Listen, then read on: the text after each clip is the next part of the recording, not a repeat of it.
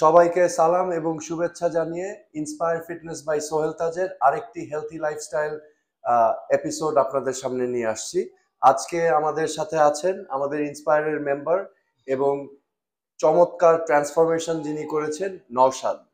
তো আমরা নওশাদের মুখ থেকে একটু পরে ওর জার্নি সম্পর্কে শুনবো, যে ও কিভাবে 160 কেজি থেকে 96 কেজিতে বর্তমানে ট্রান্সফরমেশন করেছেন এবং ওর বিভিন্ন ধরনের হেলথ ইস্যুস ছিল, ওই হেলথ ইস্যুস গুলো রিভার্স করেছে। কিছুক্ষণ পর আমরা আরো অভিজ্ঞতা শুনবো। ও জাপানে যাওয়ার সময় সিট বেল্টের একটি কাহিনী আছে। এই সকল বিষয়গুলো আমরা ওর মুখ থেকে শুনবো। তার আগে আমি আপনাদের উদ্দেশ্যে দু একটা কথা বলতে চাচ্ছি। বাংলাদেশে আমাদের কিছু ভুল ধারণা আছে। আমরা ভুল ধারণার একটা মূলে হচ্ছে যে ফিটনেস সেন্টার বা জিম, সবাই আমরা ধারণা করি এটা হচ্ছে বডি বিল্ডারদের জন্য। আমরা ধারণা করি এখানে আমরা যাই সুদর্শন হওয়ার জন্য। বাট বাংলাদেশে আমি সোহেল তাজ প্রথমবারের মতো আমি বলেছিলাম যে একটি ফিটনেস সেন্টার বা জিম শুধু বডি বিল্ডারদের জন্য না। ফিটনেস সেন্টার আর জিম হচ্ছে আমাদের সুস্থতা ধরে রাখার কারখানা। এখানে আমরা যদি আমাদের শরীরটাকে সক্রিয় রাখি তাহলে আমাদের অনেক হেলথ বেনিফিট আমরা নিয়ে আসতে পারি। এখন হেলথ বেনিফিটের প্রসঙ্গটা এখানে কেন আসছে? এই কারণেই আসছে কারণ বর্তমান বাংলাদেশ পৃথিবীর অন্যান্য দেশের মতোই আমাদের সমাজে একটি ট্রান্সফরমেশন হয়েছে। সেটা হচ্ছে আমরা আমাদের লাইফস্টাইলে একটি পরিবর্তন দেখেছি। সেই পরিবর্তনটা হচ্ছে আগের জামানায় আমাদের পরিশ্রম করতে হতো, খেটে কাজ করতে হতো, গ্রামে আমাদের কৃষি কাজ করে আমাদের খাদ্য উৎপাদন করতে হতো এবং আমরা শারীরিকভাবে আমরা সক্রিয় থাকতাম প্রতিদিন। কিন্তু যেহেতু আমরা এখন আধুনিক লাইফস্টাইলে প্রত্যাবর্তন করেছি, আমাদের আর শারীরিক পরিশ্রম করতে হচ্ছে না জীবন জীবিকার জন্য। এবং বিজ্ঞানীরা এবং বিশেষজ্ঞরা এখন বলছে এই যে আমরা শারীরিক পরিশ্রম করছি না, এটার কারণেই আমাদের নানাবিধ অসুখ বিসুখ দেখা দিয়েছে। কিরকম অসুখ বিসুখ? যেগুলোর সূত্রপাত হচ্ছে মেটাবলিক ডিসঅর্ডার থেকে। আমরা জানি মেটাবলিক ডিসঅর্ডারের মূল হোতা হচ্ছে ইনসুলিন রেজিস্ট্যান্স, তার সাথে আসে high blood pressure, type 2 diabetes, cardiovascular disease, heart attack, stroke, তার সাথে আছে fatty liver disease, kidney disease, এবং এখন আমরা জানতে পারছি যে 90 to 95% of all cancers are due to metabolic dysfunction। এবং এই যে শরীরকে সক্রিয় না করা এবং আমাদের খাদ্যাভ্যাসে ধস নেমেছে। আমরা 3 বেলার জায়গা এখন 5 বার 6 বার স্ন্যাকিং করছি, খাচ্ছি, কিছু মনে হলো একটা কিছু মুখে দিয়ে দিলাম। এই জিনিসগুলোর কারণে আমাদের শরীরে ইনসুলিন সেন্সিটিভিটি ধ্বংস হয়ে গিয়েছে এবং আমাদের শরীর ইনসুলিন রেজিস্ট্যান্ট হয়ে গিয়ে ডায়াবেটিস হচ্ছে এবং মেটাবলিক ডিসঅর্ডার গুলো তৈরি হচ্ছে। সো আমরা ইন্সপায়ার ফিটনেস সেন্টারে আমাদের সকল মেম্বারদেরকে আমরা লাইফস্টাইল সম্পর্কে আমরা গাইড করি। এখানে আমরা শরীরটাকে কিভাবে সক্রিয় রাখতে হয় এবং আমরা কি খাদ্য খাবো, কয়বার খাবো, কি পরিমাণে খাবো, এই সকল বিষয়াদিগুলো আমরা সম্পূর্ণরূপে আমরা এখানে শেখাই। প্লাস এখানে ঘুমেরও একটি বিশেষ গুরুত্ব আছে। মিনিমাম 7 ঘন্টা ঘুমাতে হবে, স্ট্রেস ম্যানেজমেন্ট, এই সকল বিষয়গুলো কিন্তু আমরা এই ইন্সপায়ার ফিটনেসে আমরা তুলে ধরছি। তো আমার বক্তব্য হচ্ছে একটি ফিটনেস সেন্টার শুধু বডি বিল্ডারদের জন্য না। এখন একটি ফিটনেস সেন্টার হচ্ছে আমাদের, ইটস নট আ লাক্সারি, এটা আমাদের দায়িত্ব। কারণ আমি বারবার বলছি, দেখেন, আমি যদি নিজে অসুস্থ হয়ে যাই তাহলে আমি কিন্তু আমার পরিবারের জন্য, আমার সমাজের জন্য আমি বার্ডেন হয়ে যাচ্ছি। আর আমি যদি সুস্থ সবল থাকি তাহলে আমি সহায়ক হতে পারি। সো আজকে আমার এই মেসেজটা আমি আপনাদের কাছে দিতে চাচ্ছিলাম যে একটা ফিটনেস সেন্টার জিমকে আমাদের এই ভুল ধারণা থেকে বেরিয়ে আসতে হবে যে ফিটনেস সেন্টার, জিম বা হেলথ সেন্টার আমাদের স্বাস্থ্য এবং আমাদেরকে মানসিক এবং শারীরিকভাবে সুস্থ রাখার একটি কারখানা। সো যাই হোক, এখন আমরা নওশাদের জার্নি সম্পর্কে জানবো। আমি আপনাদেরকে কয়েকটা তথ্য দিয়ে শুরু করব। নওশাদ, থ্যাংক ইউ আজকে আমাকে জয়েন করার জন্য। সো আমি কয়েকটা ইনফরমেশন আপনাদেরকে দিব। নওশাদ যখন আমাদের ইন্সপায়ার ফিটনেস জয়েন করেছে, কবে জয়েন করেছিল তুমি? 2023 জানুয়ারি। 2023 সালের জানুয়ারি, তার মানে 2 বছর হলো। আচ্ছা, 2 বছর আগে যখন তুমি জয়েন করেছিলে, তোমার মনে হয় অনেকগুলো সমস্যা ছিল, মানে আনকাউন্টেবল। কি কি সমস্যা ছিল? ফার্স্ট অফ অল আমার যেটা হয় যে এক্সেসিভ ওবেসিটি থেকে যে হাই ব্লাড প্রেশার, তো এটা তো একটা কমন থাকেই। সো আমার মেইন ছিল যে হাই ব্লাড প্রেশার ছিল, at the same time fatty liver ছিল, যেটা আমি আমি জানতাম যে হয়তো বা এটা কখনো মানে রিভার্স করা সম্ভব না, এটা থাকবেই আমাদের খাদ্যাভ্যাসের সাথে, এটা সবসময় থাকবে। থার্ড হচ্ছে আমার ইমিউনিটি খুবই কম ছিল, মানে আমার এভরি নাইট আমার অ্যান্টি অ্যালার্জেন মেডিসিন নিতে হতো, না হলে আমার হাঁচি কাশি এরপর দিন কি করতে পারতাম না, যেটা আমি এখন অ্যাকচুয়ালি আমার হয় না, সব আমার রিভার্স হয়ে গেছে। সো এইগুলি, আর সাথে হচ্ছে যে আমার স্ট্রেংথ টোটালি ছিল না, আমি বসে নামাজ পড়তাম, মানে আমি ঠিকমতো কমফোর্টেবলি বসতে পারতাম না, মানে মাল্টিপল প্রবলেম ছিল। আচ্ছা, তারপরে তোমার অ্যাপিয়ারেন্সেরও একটা সমস্যা ছিল। অ্যাপিয়ারেন্স তো ডেফিনেটলি, মানে অ্যাকচুয়ালি ব্যাপার হচ্ছে তুমি ছবিটা দেখাও না সবাইকে। সো এটা ছিল আমার, একটু জুম ইন করো, দেখো এই যে এটা ছিল নওশাদ 2 বছর আগে। সো এখানে ওজন হচ্ছে 161 কেজি না 160 কেজি, 60 প্লাস, আমার মানে অলমোস্ট 64-5 এর মতো ছিল, 64-5 মানে এট ওয়ান টাইম। আমি ছবিটা ধরি, এখন আপনারা দেখেন নওশাদকে। সো আরো দুইটা আমি জাস্ট একটু ওকে। সো এই যে একটা অ্যামেজিং ট্রান্সফরমেশন হলো, তার মানে ওর এক্সটেরিয়রে চেঞ্জ হয়েছে, ওর অ্যাপিয়ারেন্সে চেঞ্জ হয়েছে, এটা তো ডেফিনেটলি একটা বোনাস।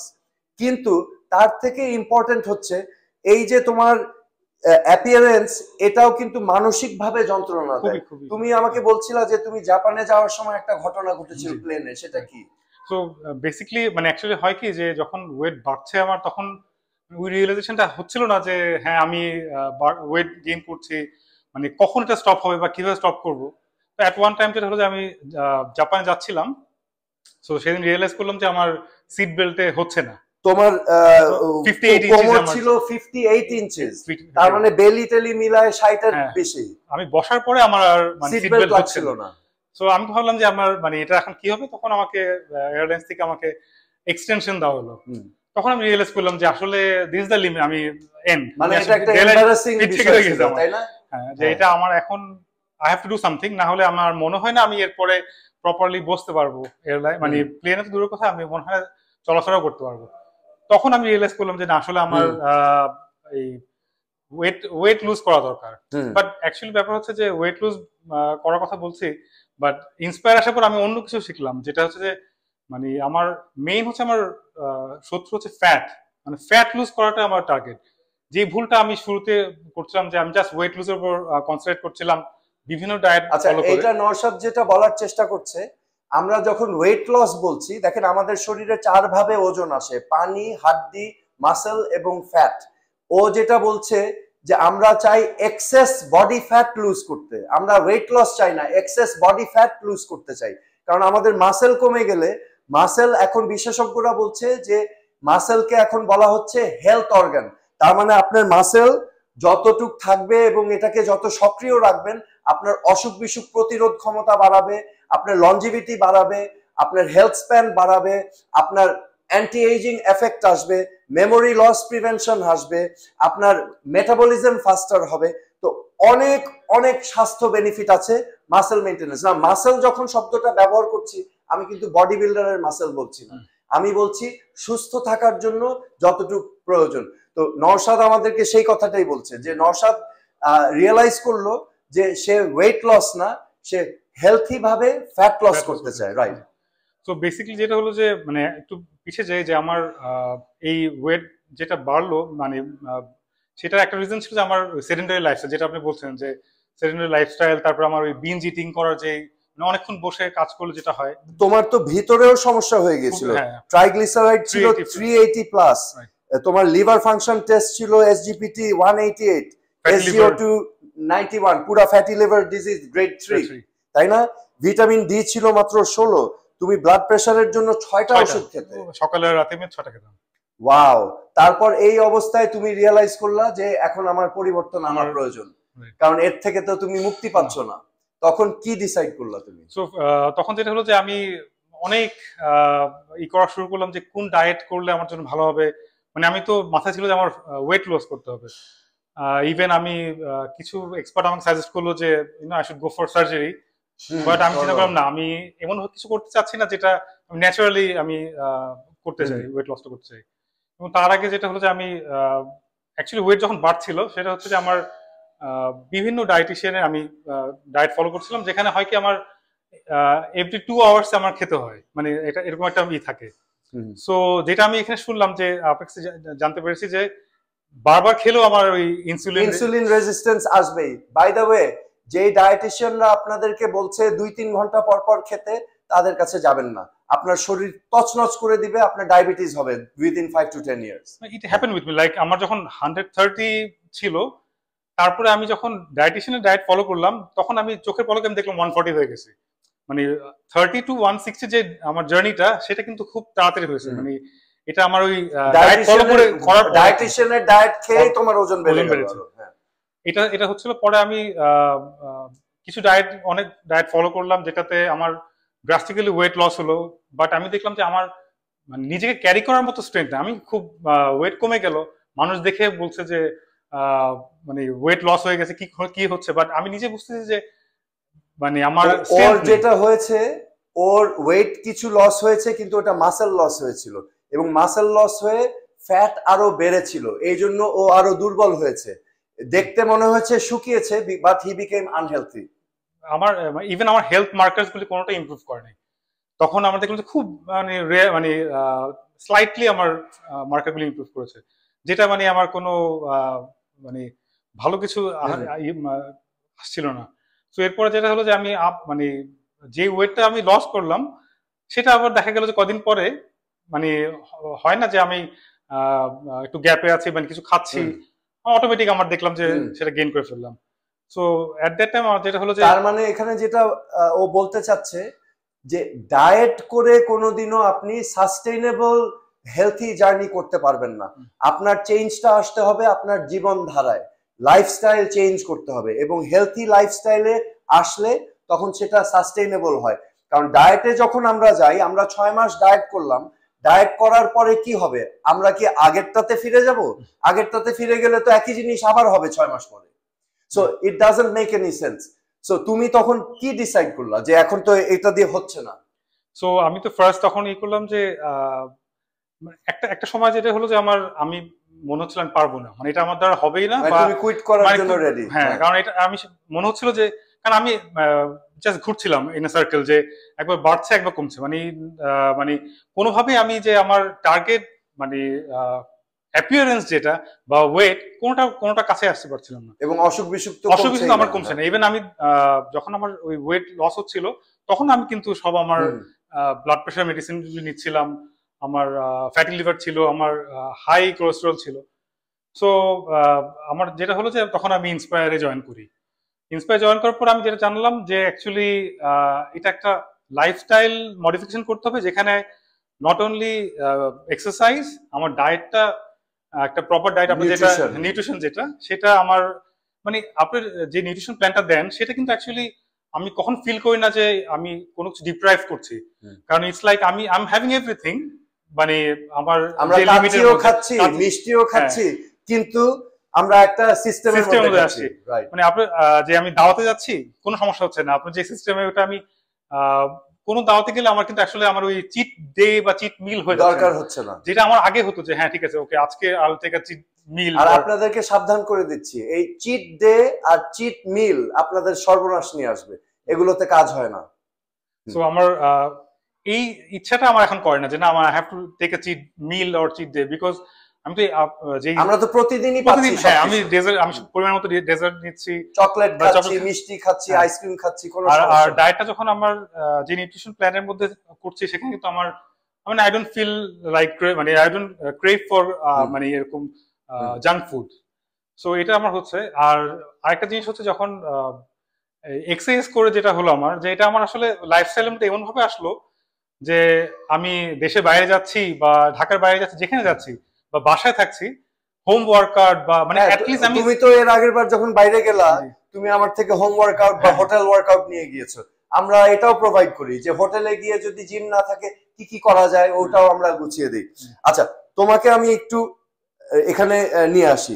তুমি শুরু করেছিলা আজকে থেকে 2 বছর আগে, প্রায় তোমার বেলি ছিল 60 ইঞ্চি প্লাস, এখন তোমার কোমর নেমে গিয়েছে 36। তোমার ওজন ছিল 160 প্লাস, এখন তোমার ওজন হচ্ছে 96। তোমার বডি ফ্যাট পার্সেন্টেজ ছিল 45 প্লাস, এখন তোমার বডি ফ্যাট হচ্ছে 17.1। তোমার ট্রাইগ্লিসারাইড, ওর ট্রাইগ্লিসারাইড ছিল 380 প্লাস, এখন বর্তমানে 62, একদম হেলথি রেঞ্জে। তোমার এসজিপিটি ছিল 188, এখন হচ্ছে 34। এসজিওটি ছিল 91, এখন 20, একেবারে normal range. Fatty liver disease grade 3 reversed. Vitamin D ছিল 16, তুমি এটাকে প্রায় ডাবলের বেশি করে ফেলেছো, 35.8। নর্মাল রেঞ্জে চলে আসছো, বাট তুমি তো জানো আমাদের অপটিমাল রেঞ্জ হচ্ছে 90 থেকে 100, সো তোমার কন্টিনিউ করতে হবে। ওকে, ব্লাড প্রেশার ও কন্ট্রোল করতো 6টি ওষুধ খেয়ে, এখন ওর ব্লাড প্রেশার কন্ট্রোল হয় অর্ধেক, তাও মানে এটা না খেলেও হয়। সো আমরা দেখতে পাচ্ছি নওশাদের জার্নি থেকে যে ওর অ্যাপিয়ারেন্স তো চেঞ্জ হয়েছে, যেটা ওকে মানসিক ভাবেও স্বস্তি বোধ দিয়েছে, কিন্তু এর থেকে তাৎপর্যপূর্ণ এবং গুরুত্বপূর্ণ হচ্ছে ওর ইন্টারনাল হেলথ, ওর ভিতরের অবস্থা। তো আমরা দেখতে পেলাম যে his health has improved remarkably. So আমাদের ইন্সপায়ারে আমাদের মূল ফিলসফি হচ্ছে যে সুস্থতা শুরু হয় ভিতর থেকে। তো আমরা যদি ভিতরে সুস্থ থাকি তাহলে বাইরেও এটার প্রতিফলন আমরা দেখতে পাবো অ্যাপিয়ারেন্সের মধ্যে। সো তুমি কিছু যদি বলতে চাও বলে আমরা ক্লোজ করে দিতে পারি। তো মানে যেটা বললেন যে আসলে ভিতর থেকে তো যেই এটা আসে যে আমার চেঞ্জেস গুলো আসলো, প্লাস অ্যাপিয়ারেন্সে আরেকটা যেটা হচ্ছে মেন্টাল হেলথ, যেটা সেটাতেও মানে আমি যখন একটা রিল্যাক্স করছি, আমি প্রপারলি মানে আমি 7 to 8 আওয়ার্স আমি ঘুম মেকশিওর করছি, প্লাস আমি যখন এক্সারসাইজ করছি তখন দেখা যাচ্ছে যে মানে আমার ভিতর থেকে ভালো লাগছে, আমার মেন্টাল হেলথটাও আর তোমার ফ্যামিলি লাইফ অনেক ইমপ্রুভ করে মানে করে ফেলছে। ইভেন যেটা হচ্ছে যে তোমার লাইফও তো জয়েন করে ফেলছে, জয়েন করেছে এবং অলমোস্ট মানে 1 ইয়ার প্লাস সেও এখানে করছে আর কি। সো আরেকটা হচ্ছে যে মানে কাজেও আমার মন বসছে খুব। তুমি তো ইঞ্জিনিয়ার প্রফেশনাল, রাইট? সো মানে অ্যাকচুয়ালি ব্যাপার হচ্ছে যে আমার যেটা মনে হচ্ছে যে আসলে হেলদি লাইফস্টাইল এটা আসলে ইট ইজ আ চয়েস, মানে আমাদের সবসময় সবকিছু choice. What is your message for them? So actually সব যখনই আমরা যে কোনো কিছু করি যে আমাদের দুইটা চয়েস থাকছে, একটা প্রপার হেলদি চয়েস আর একটা আনহেলদি চয়েস, লাইফস্টাইলের ক্ষেত্রে, আমাদের ফুড ডায়েটের ক্ষেত্রে। সো সামটাইমস এটা মনে হয় যে আমার কাছে যে হেলদি চয়েসটা হচ্ছে একটু ডিফিকাল্ট অ্যাডপ্ট করা, বাট একবার অ্যাডপ্ট করতে পারলে এটা ইট বিকামস দ্য আমার লাইফস্টাইল একটা পার্ট হয়ে যায়। সো এবং বেনিফিট গুলো যখন আমরা বুঝতে পারি তখন এটা ছাড়ার কোনো ইউ বিকাম আনস্টপেবল। সো এটাই হচ্ছে আমাদের আজকের মেসেজ। নওশাদ এবং ওর family, they have now become unstoppable. ওদেরকে বেঁধেও রাখা যায় না, কারণ সে বুঝতে পেরেছে এটার বেনিফিট গুলো কি কি। আমরা নিজেকে সুস্থ রাখবো যাতে করে আমরা আমাদের পরিবারের জন্য আমরা সহায়ক হতে পারি। আমরা নিজেকে সুস্থ রাখবো যাতে আমরা মানসিকভাবে, সার্বিকভাবে ভালোভাবে জীবন যাপন করতে পারি। আমরা যতদিন এই পৃথিবীতে আছি আমাদের প্রয়াস হওয়া উচিত আমরা সুস্থভাবে বেঁচে থাকবো, ঠিক আছে? তো আমাদের আজকে ইন্সপায়ার ফিটনেস থেকে নওশাদকে ধন্যবাদ জানাচ্ছি এবং আপনাদের সবাইকে শুভেচ্ছা জানিয়ে এই এপিসোড সমাপ্তি টানছি। সবাইকে ধন্যবাদ, ভালো থাকবেন, সুস্থ থাকবেন, খোদা হাফেজ।